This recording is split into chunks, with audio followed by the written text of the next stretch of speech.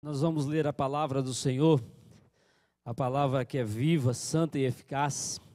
Eu queria que você, junto comigo, lesse o texto de 1 Reis, capítulo 19, versículos 1 até o 13. E há uma pergunta aqui, aliás, há duas vezes a mesma pergunta para Elias. No versículo 9 e no versículo 13, o Senhor pergunta para Elias: que fazes aqui, Elias? Eu queria perguntar para você nesta manhã: que fazes aqui, Rodrigues, João, Sebastião, Maria? Que fazes aqui? Essa é a pergunta dessa manhã para o meu coração e para o seu coração. Diz o seguinte a palavra do Senhor em 1 Reis, capítulo 19, versículos 1 até o 13. E Acabe fez saber a Jezabel tudo quanto Elias havia feito, e como totalmente matara todos os profetas à espada. Então Jezabel mandou um mensageiro a Elias a dizer-lhe: assim me façam os deuses, e outro tanto, se de certo amanhã, a estas horas, não puser a tua vida como a de um deles. Sequência, versículo 3. O que vendo ele se levantou e para escapar com vida se foi, e chegando a Berseba, que é de Judá, deixou ali o seu servo. Ele, porém, foi ao deserto caminho de um dia, e foi sentar-se debaixo de um zimbro, e pediu para si a morte, e disse: já basta, ó Senhor, toma agora a minha vida, pois não sou melhor do que meus pais. E deitou-se e dormiu debaixo do zimbro, e eis que então um anjo tocou-lhe e disse: levanta-te e come. E olhou, e eis que a sua cabeceira estava um pão cozido sobre as brasas, e uma botija de água, e comeu e bebeu, e tornou a deitar-se. E o anjo do Senhor tocou segunda vez, e tocou e disse: levanta-te e come, porque te será muito longo o caminho. Levantou-se, pois, e comeu e bebeu, e com a força daquela comida caminhou 40 dias e 40 noites até Horebe, o monte de Deus. E ali entrou numa caverna e passou ali a noite. E eis que a palavra do Senhor veio a ele e lhe disse: que fazes aqui, Elias? E ele disse: tenho sido muito zeloso pelo Senhor Deus dos exércitos, porque os filhos de Israel deixaram a tua aliança e derrubaram os teus altares e mataram os teus profetas à espada, e só eu fiquei, e buscam a minha vida para me atirarem. E Deus lhe disse: sai para fora, e põe-te neste monte perante o Senhor. E eis que passava o Senhor, como também um grande forte vento, que fendia os montes e quebrava as penhas diante do Senhor, porém o Senhor não estava no vento. E depois do vento um terremoto, também o Senhor não estava no terremoto. E depois do terremoto um fogo, porém também o Senhor não estava no fogo. E depois do fogo uma voz mansa e delicada. E sucedeu que, ouvindo a Elias, envolveu o seu rosto na sua capa, e saiu para fora, e pôs-se à entrada da caverna, e eis que veio a ele uma voz que dizia: que fazes aqui, Elias? Eu quero orar por você nessa manhã. Ó Pai amado, em nome de Jesus, a tua palavra ela é viva, santa, eficaz. Ela é mais penetrante que espada de dois gumes. Então essa palavra viva, eu peço que nesta manhã ela tome conta do nosso coração, ela fale-nos poderosamente para que sejamos inundados do querer do Senhor. Ó Pai amado, em nome de Jesus, a mesma pergunta que só fizeste a Elias através do anjo, nós fazemos a nós mesmos e aos nossos irmãos que estão nos assistindo, estão cultuando o Senhor conosco amanhã. Que fazes aqui? Qual é a tua missão? Qual é o teu propósito? Porque Deus te salvou, porque Deus te resgatou, porque você está neste momento tão difícil da humanidade, firme, constante, e mesmo com as lutas, você continua na presença do Senhor.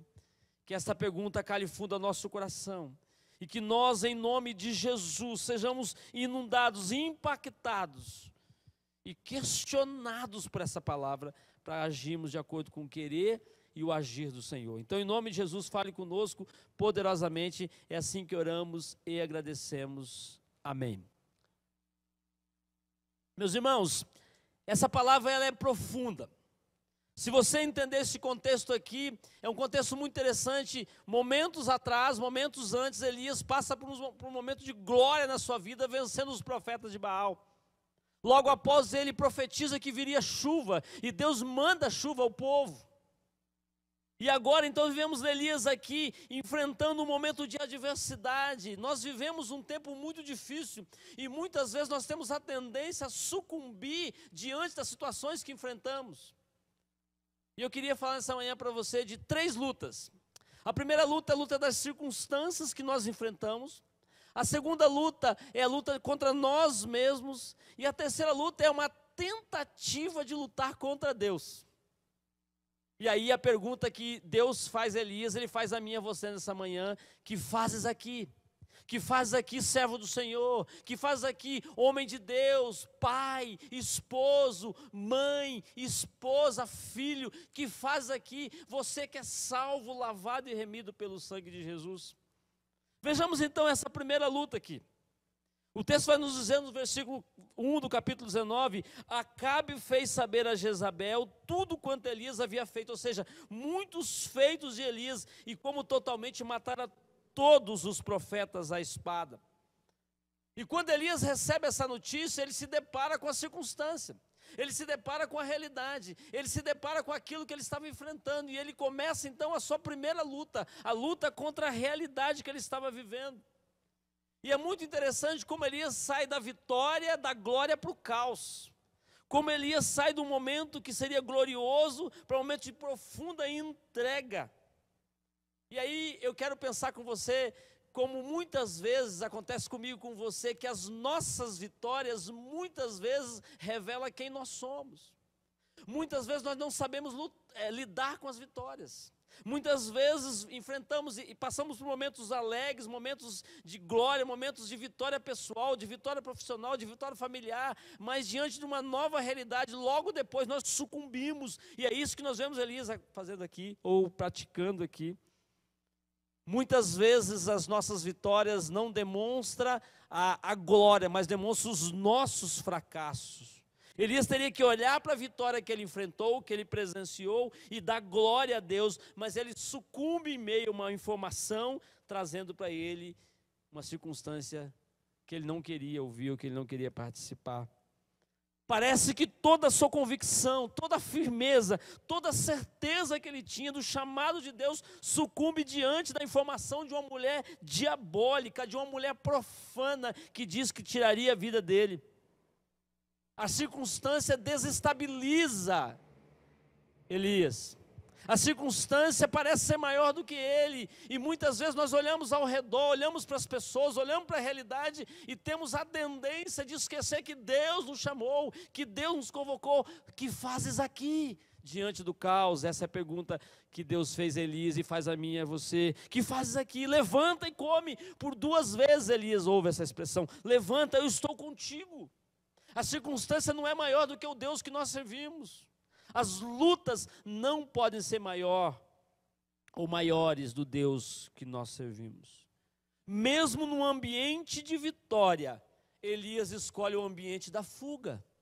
Mesmo no momento de glória, ele sucumbe em meio a uma informação que tira dele a paz, que tira dele a calma. Eu queria te perguntar, meu querido irmão, minha querida irmã, que fazes aqui você quando ouve informações que mais trazem desgraças ou denotam desgraças do que a ação de um Deus Todo-Poderoso? Que fazes aqui?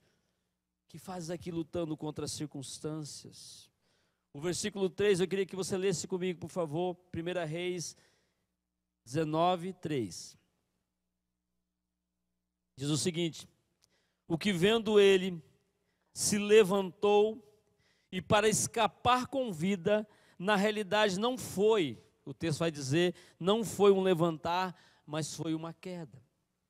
As informações têm tirado a sua paz, ou têm trazido para você a certeza, a convicção de que você é chamado pelo Senhor, que Deus tem uma promessa para você, que Deus diz que vai cuidar de você, que a Bíblia diz que Ele nunca vai te abandonar. Como você tem lidado com as circunstâncias? Que fazes aqui, meu irmão, olhando e lidando com as circunstâncias? Essa é a primeira luta. A segunda luta que eu quero chamar a sua atenção nessa manhã, e que Elias enfrentou, é a luta contra si mesmo.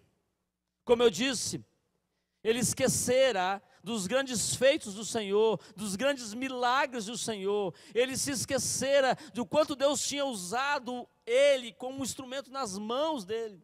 Ele estava esquecendo quem tinha chamado ele. Ele estava esquecendo de que ele era um profeta do Senhor. E ele começa a olhar para a sua fragilidade, para a sua vulnerabilidade. Elias mostra aqui que ele está amedrontado, o coração dele está entristecido. E a Bíblia diz que o nosso coração é enganoso. Quantas vezes nós olhamos para dentro de nós, esquecemos de olhar para os céus, é Deus, eu sei que está complicado, eu sei que está muito difícil, eu olho para as notícias, elas não são boas, a situação está bem perto de nós, até pouco tempo nós não ouvíamos nas nossas famílias, ou pelo menos era muito raro isso, saber que alguém estava com o Covid ou com o coronavírus. Eu me lembro que nos domingos anteriores aqui em nossa igreja, 5 pedidos de oração, aqueles pedidos que são feitos aí no chat, você pode fazê-los aí, por favor, e vamos orar no final por isso. 5 dos pedidos eram por parentes que estavam com coronavírus. Quando você lida com isso, para quem que você olha? Para o seu coração, para o seu ego, para a sua situação? Você demonstra temor? Você sabe que esse coração é enganoso, você busca o Senhor, ou você se ausenta do Senhor, vai para distante dele e olha para si, para o seu interior. É isso que Elias faz. O versículo 4 do capítulo 19 diz o seguinte: já basta, ó Senhor, toma agora a minha vida. Elias pede para si a morte. Se nós só olharmos para nós, se olharmos somente para o nosso interior, para a nossa vulnerabilidade, para a nossa fragilidade, nós vamos ver muitas vezes aquilo que nós não queríamos ver. Um coração triste, um coração amedrontado, um coração sem esperança, um coração que está diante das circunstâncias e não sabe como lidar. Parece que Deus pergunta para Elias quem ele era. Quem é você, Elias? Você está esquecendo disso? E nós, quem nós somos? Quem é você diante de Deus? Quem é você como pai, como mãe, como filho, como profissional, como parente, como vizinho? Quem é você? Você, se você compreender assim, você é um chamado do Senhor. E se assim você ainda não é, se você não está nessa condição, você precisa entregar o seu coração para Jesus. Quem Ele era, quem nós somos. E as nossas fraquezas. E as nossas debilidades, e as nossas inconstâncias. Quantos votos fazemos para Deus e não cumprimos eles? Que fazes aqui, nessa condição? Que fazes aqui, meu irmão, diante desta realidade? E os seus medos? Quantos deles, muitos medos são trazidos de herança familiar antiga? Quantos de nós ainda, quando deparamos com a notícia triste, não sabemos como lidar? E alguns até têm síndrome de pânico, começa muitas vezes a sucumbir diante da situação. Elias estava lutando contra si mesmo. Que fazes aqui, meu irmão? Que fazes aqui lutando contra si?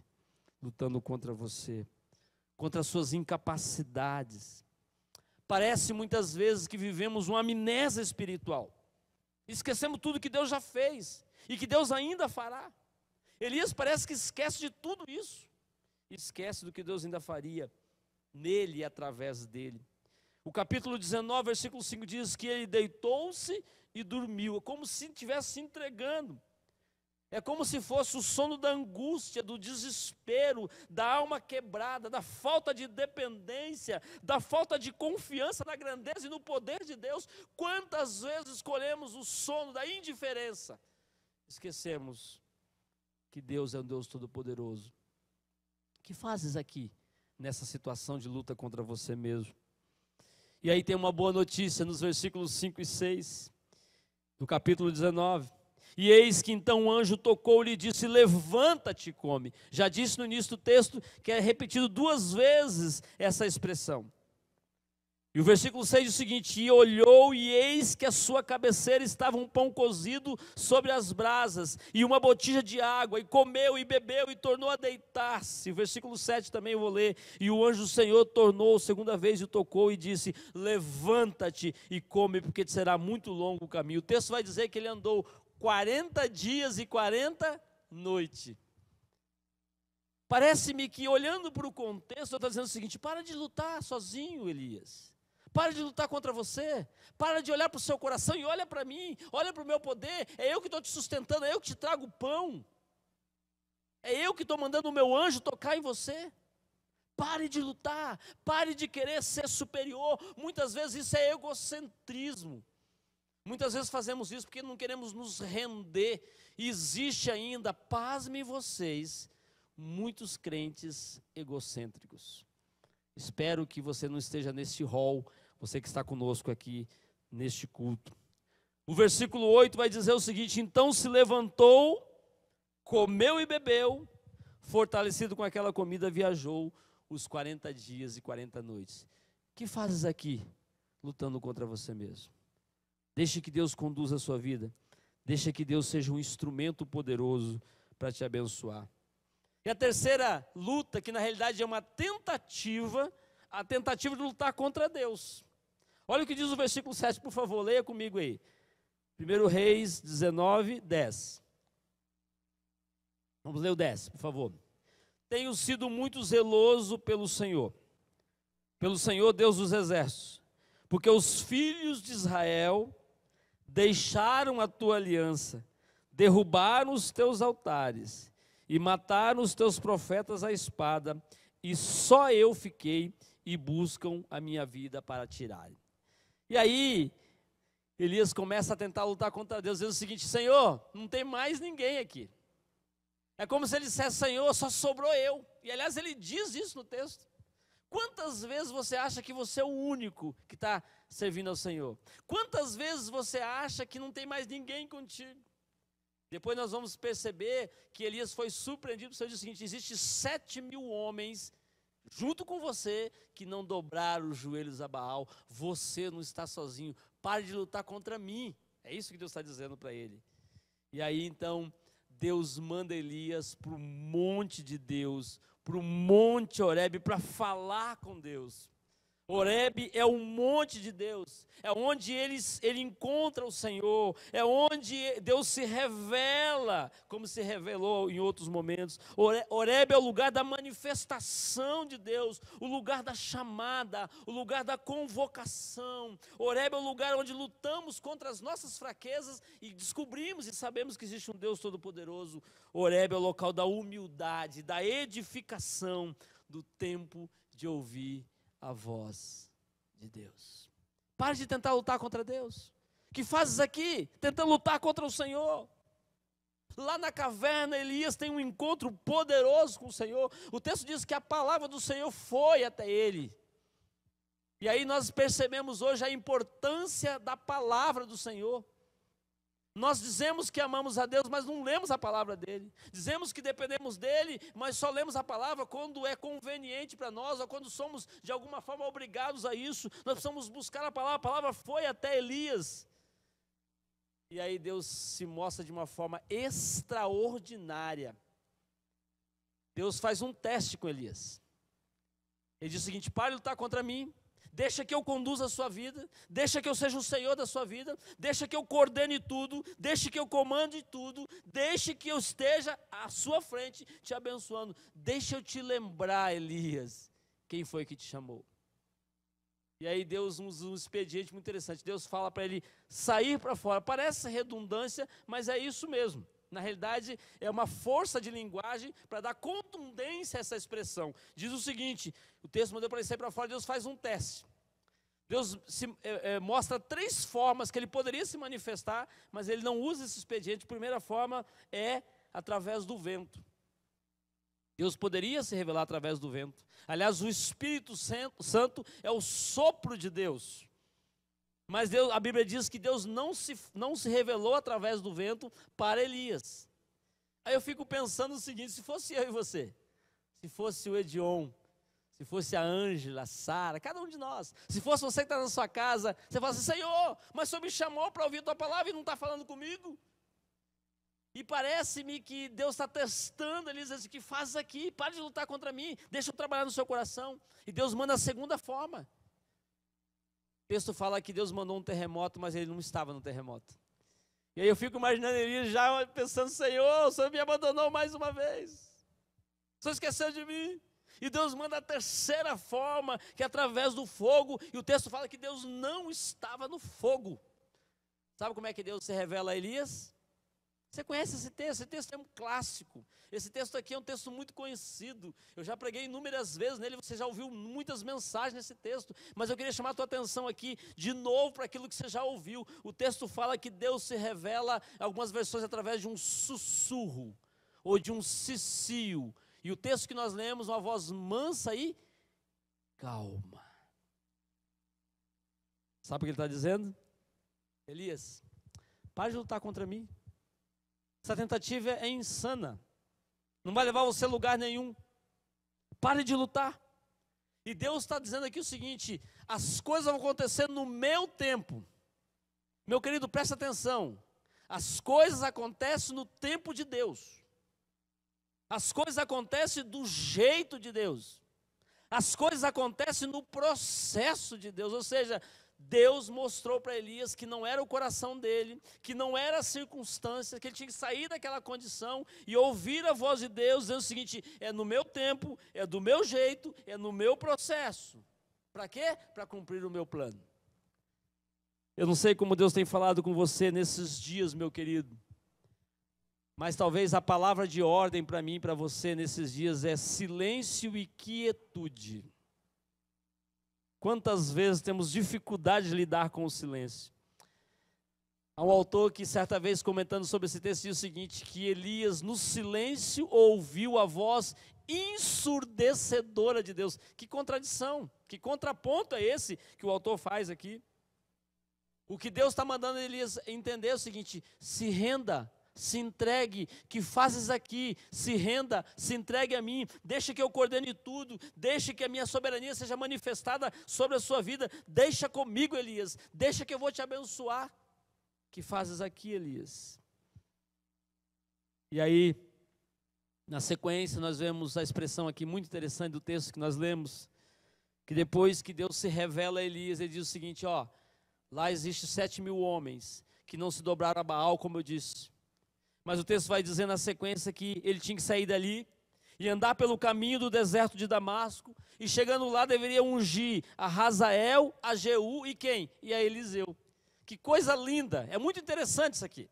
Talvez você não perceba os detalhes desse texto, mas a verdade é o seguinte: que fazes aqui na caverna, que fazes aqui no ostracismo, que fazes aqui na sua fuga, que fazes aqui, vai cumprir o seu propósito.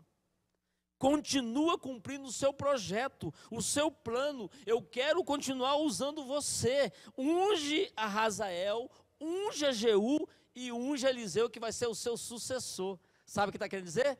Nós não podemos ficar parados. Meu querido, preste atenção.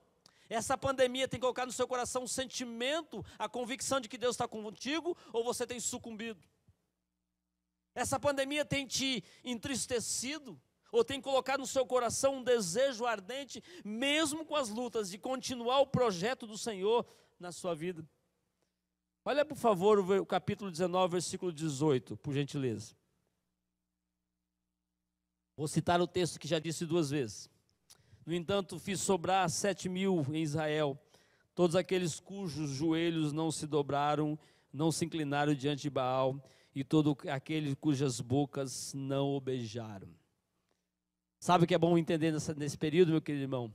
Que nós temos uma igreja que está com a gente, que nós temos irmãos queridos para estar com a gente, para que nós cumpramos o nosso ministério, que saiamos dessa condição muitas vezes de pequenez, de fragilidade, de mesmice, de olhar para dentro de nós, de olhar para as coisas e causar em nós um sentimento de inércia.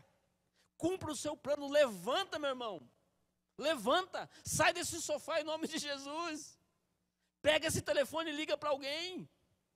Liga para um parente seu e abençoa a vida dele. Eu estava falando esses dias para um colega que a minha mulher está quase me batendo. Ela fala: Rodrigo, você fica o dia inteiro nessas lives aí, falando com gente, em reunião, um monte de coisa. E eu tenho ouvido situações assim maravilhosas. Eu compartilhei essa semana com um grupo de líderes lá da região do Iguaçu, que aconteceu um fato interessante comigo no domingo passado. Os irmãos, não sei se os irmãos sabem, mas quando eu saí de Foz do Iguaçu, eu fui trabalhar na região de Londrina. Fui ser coordenador da associação da região de Londrina. E lá, quando estava, me deparei com vários líderes. E tinha um líder lá de uma igreja, não vou citar o nome dele, uma questão ética, muito querido, muito sério, um homem de Deus, com a idade já avançada, que tinha muitas limitações na área de tecnologia. E domingo passado eu vi esse irmãozinho fazendo uma live com a igreja dele. Eu vibrei com ele. E eu percebia que ele não tinha tanta familiaridade ali com a questão da tecnologia, mas ele estava falando às pessoas que ele lidera. Ele estava abençoando a vida delas. Ele estava dizendo que tem solução, tem jeito em Jesus. E eu fiquei com o coração cheio da graça do Senhor, porque aquele irmãozinho não ficou parado. Que fazes aqui? Saia dessa condição. Creia que o Senhor é poderoso para fazer em você infinitamente mais. Continue teu ministério, meu irmão. Essa condição de entrega e de rendição não é o teu lugar. Eu tenho orado muito com os irmãos da idade de ouro, e os irmãos sabem disso. Eu tenho mandado para eles palavras de incentivo, dizendo, tem jeito, tem solução, abençoa o seu netinho, abençoa o seu filho, abençoa a sua nora, o seu genro, abençoa o seu bisneto, dá uma palavra de ânimo, você tem bagagem espiritual para abençoar essa pessoa em nome de Jesus, cumpra o seu ministério, levanta, que fazes aqui, este não é o teu lugar. E para concluir, nós vamos depois cantar uma música. Eu queria desafiar você, a exemplo do que Deus fez com Elias, desafiando ele a continuar o ministério e deixar um legado. Ele sai dali, unge a Jeú, unge a Hazael, unge a Eliseu. Ele sai dali e ele vai encontrar aquele que seria o seu sucessor. Que coisa linda! Deus tira Elias da caverna, Deus tira Elias do ostracismo, Deus tira Elias da entrega, da prostração. Deus tira Elias da situação que estava vivendo, leva ele para a caverna, tira ele da caverna, se revela a ele, se mostra a ele e diz, continua, vai, deixa o seu legado. Meu querido, que fazes aqui? Que fazes aqui, meu irmão, líder da Igreja Batista do Novo Mundo? Que fazes aqui, você que é um servo do Senhor, você que tem experiências com o Senhor? Saia dessa condição e use a sua vida para a glória e honra do nome do Senhor. Saia dessa entrega, dessa rendição, se renda assim ao Senhor Deus Todo-Poderoso. O texto fala que Deus o continuou usando Elias. E ele vai e encontra Eliseu. E ele unge Eliseu como seu sucessor. Depois nós vemos que Elias foi chamado pelo Senhor e não experimentou a morte, e foi tomado pelo Senhor numa carruagem de fogo. E aquele que ele escolheu, aquele que ele ungiu, aquele que ele colocou as mãos, continua o legado dele. Nós somos chamados pelo Senhor para deixarmos um legado nessa terra. Nunca se sinta incapaz, nunca ache que você não consegue, nunca deixe que a circunstância tire de você a paz, a alegria de servir o Senhor, que mine a sua convicção, que mine o chamado do Senhor para a sua vida. Se levanta, coma, ande em nome de Jesus, faça isso para a glória e honra do nome do Senhor. Deixe um legado, deixe um legado.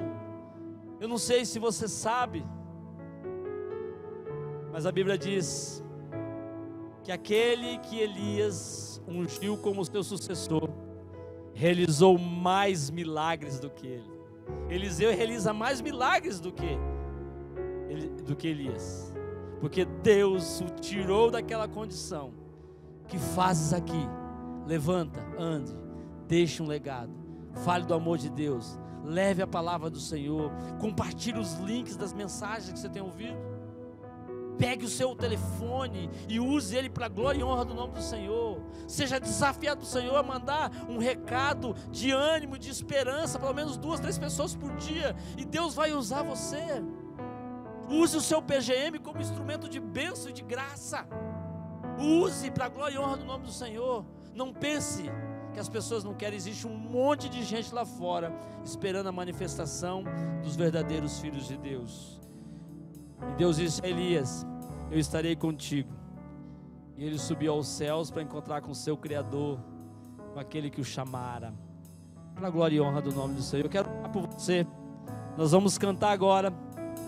E eu quero que você grave esta frase: que fazes aqui? Aí coloca o seu nome na frente. Que fazes aqui, líderes da IBNM? Que fazes aqui, homens de Deus, varões de Deus, mulheres do Senhor, jovens e adolescentes?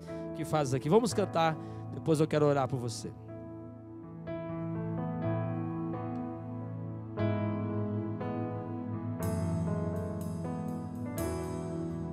Cada vez que eu abrir a minha boca,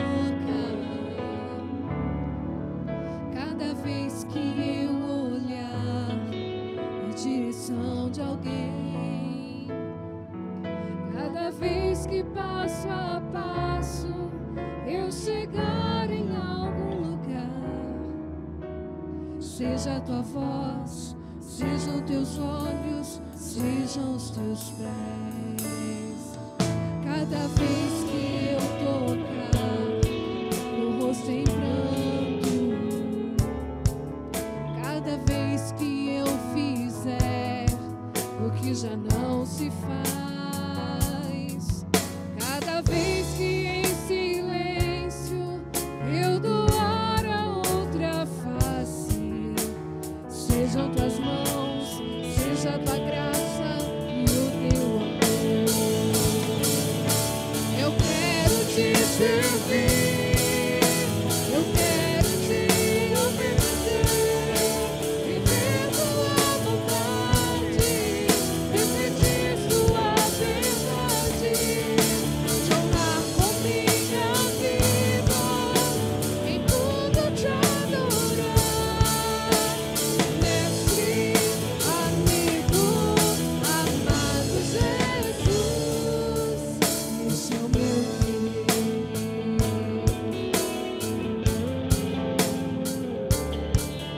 Cada vez que eu tocar no ombro amigo, cada vez que eu fizer o que já não se faz, cada vez que em silêncio eu doar a outra face, serei tuas mãos, venha a tua graça e o teu amor. Eu quero te servir, eu quero te obedecer, viver tua vontade, refletir tua verdade, te amar com minha vida, em tudo te adorar. Mestre, amigo, amado Jesus, te amar com minha vida, em tudo te adorar. Mestre, amigo, amado Jesus, esse é o meu querer. Amém. Te honrar com a minha vida.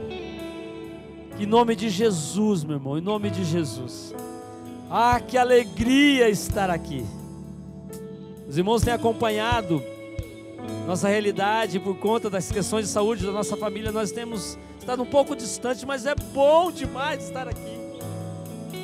Como eu estou feliz em ver a minha igreja viva, dinâmica. Eu louvo a Deus porque nós somos uma igreja do Senhor que tem ouvido a voz de Deus, e Deus tem falado através da igreja. Mas, meu irmão, em nome de Jesus, a igreja é você. Deixa um legado. Que fazes aqui? Que fazes aí prostrado nesse sofá? Que fazes aí se entregando a notícias destruidoras? Se lembre do poder de Deus, se lembre da graça do Senhor. Deus te salvou, Deus te chamou, Deus quer que você deixe um legado aqui nessa terra. Deus quer que usar a sua vida para a glória e honra do nome dEle. Que fazes aí, meu irmão? Elias saiu da caverna, Elias saiu debaixo do zimbro, Elias comeu, Elias se alimentou e ele voltou a cumprir o seu propósito. Ele soube que ele não estava sozinho. Nós não estamos sozinhos. O Senhor nos chamou, o Senhor nos convocou. Existe uma igreja que tem buscado ao Senhor, orado ao Senhor. Você tem uma família que está contigo em nome de Jesus. E se ainda não está, ore para que esteja contigo. Que em nome de Jesus, meu irmão, você deixe de fato um legado de uma vida dependente da graça do Senhor. Que em nome de Jesus as pessoas olhem para você e vejam um instrumento poderoso nas mãos do Senhor. Que em nome de Jesus as circunstâncias não tirem de você o ardor de proclamar a salvação através de Jesus Cristo. Ó Senhor amado, em nome de Jesus, fala o coração do teu povo. Fale, Senhor, reacenda a chama, reacenda o desejo de te louvar. Use, ó Pai, essa vida lá naquele trabalho. Use esse irmão lá com aquele telefone na mão. Use esse irmão transmitindo a mensagem do Senhor através das redes sociais, através da tecnologia. Use para a glória e honra do nome do Senhor. Levanta, meu irmão, em nome de Jesus. O que fazes aqui? Essa pergunta, ela impactou meu coração. Já tinha ouvido ela tantas vezes, mas mais uma vez, ao ouvi-la e ao lê-la, eu fui impactado pelo Senhor. Eu não posso ficar como eu estou. Eu tenho que sair da inércia. Eu tenho que sair desse sentimento de prostração. Eu tenho que voltar a olhar para o Senhor em nome de Jesus. Faça isso para a glória e honra do nome do Senhor. Pai, abençoe o teu povo nessa manhã.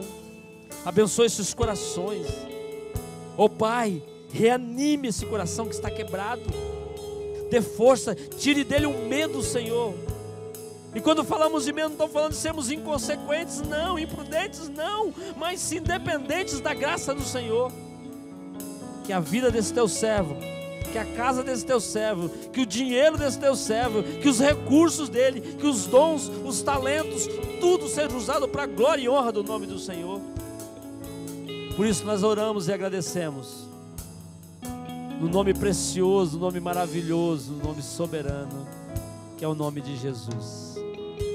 Amém, amém.